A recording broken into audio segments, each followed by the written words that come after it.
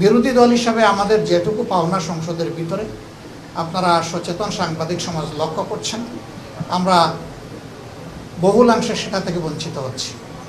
শুধু সংসদের ভিতরে কেন, বাইরেও যে বৈষম্যের বিরুদ্ধে আমাদের যুব সমাজ এবং তাদের ডাকে সাড়া দিয়ে গোটা দেশবাসী একটা দানবীয় সরকারের বিরুদ্ধে ঝাঁপিয়ে পড়ল, সেই বৈষম্যটা আরও পাকাপোক্ত হচ্ছে বলে এখন আমাদের কাছে মনে হয়।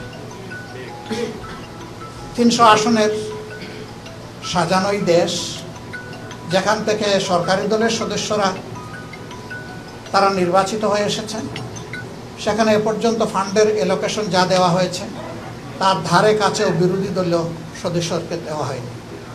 ট্রেজারিটা তো কোনো দলের না। এবং তারা বলেছিলেন তারা যদি সরকার গঠন করেন বৈষম্য করবেন না, সুষম উন্নয়নে হাত দেবেন। ইতিমধ্যে আপনারা দেখেছেন উত্তরাঞ্চলে গিয়ে তাদের একজন বিশিষ্ট দায়িত্বশীল নেতা বলেছেন, ভোট দেবেন জামাতে ইসলামীকে আর উন্নয়ন চাইবেন আমাদের কাছে। এটা কীভাবে হয়? উন্নয়ন তো চেয়ে নেওয়ার বিষয় নয়, উন্নয়ন নাগরিকদের অধিকার।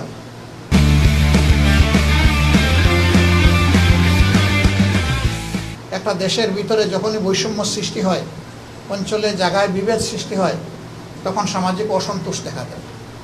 একটা দেশ সামনের দিকে কখনো আগাতে পারবে না যদি একটা স্টেবল সোসাইটি, একটা স্থিতিশীল সমাজ যদি গড়ে না ওঠে। এবং এইটা তৈরি করার মূল দায়িত্ব সরকারি দল।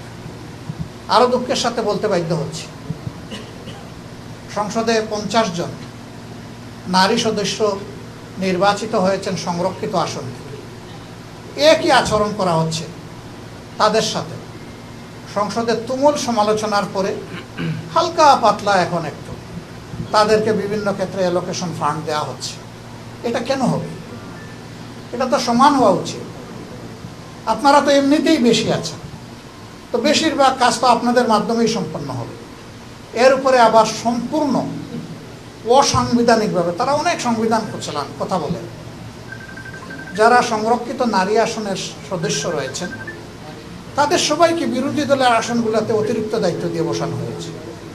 সংবিধানে এই ধরনের কোনো প্রভিশন নাই। অতীতেও বাংলাদেশের সংসদীয় গণতন্ত্রে এর কোনো প্র্যাকটিস ছিল না।